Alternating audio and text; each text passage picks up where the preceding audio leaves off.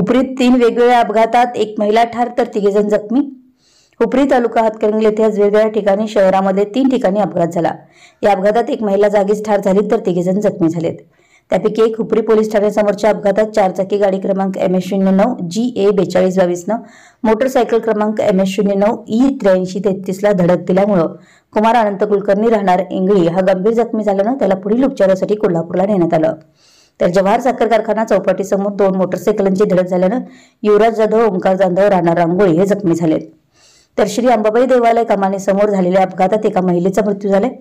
घटनास्थळावरून मिळालेली माहिती अशी की कागल डेपोची एसटी क्रमांक MS07 C9170 इचलकरंजी कागल ही नवीन बस स्टँडहून जुन्या बस स्टँडकडे येत असताना एसटीचा ब्रेक फेल झाल्यावर डिस्कवर बजाज MS09 PR 9338 ला जोराची धडक दिल्यामुळे त्यावरील चालक व मागे बसलेली महिला खाली पडल्यामुळे डोळ्याला जोरदार मार लागून जागीच ठार झाली।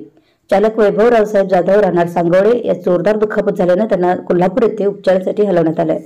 या अपघातात मयत झालेल्या स्मिता चंद्रकांत पाटील वय वर्ष 32 या वरद गुरुकुल सैनिकी पॅटर्न निवासी संकुलाच्या संचालिका आहेत। याबाबत हुपरी पोलीस स्टेशनमध्ये एसटी चालक विनायक दिनकर चौगुले वय वर्ष 37 कागल डेपो राहणार चिमगाव यावर गुन्हा दाखल करण्यात येत आहे। या घडलेल्या सर्व ठिकाणची माहिती मिळताच हुपरी पोलीस ठाण्याचे अधिकारी कर्मचारी तातडीने घटनास्थळी दाखल होऊन पुढील कारवाई करीत आहेत। सागर पाटील।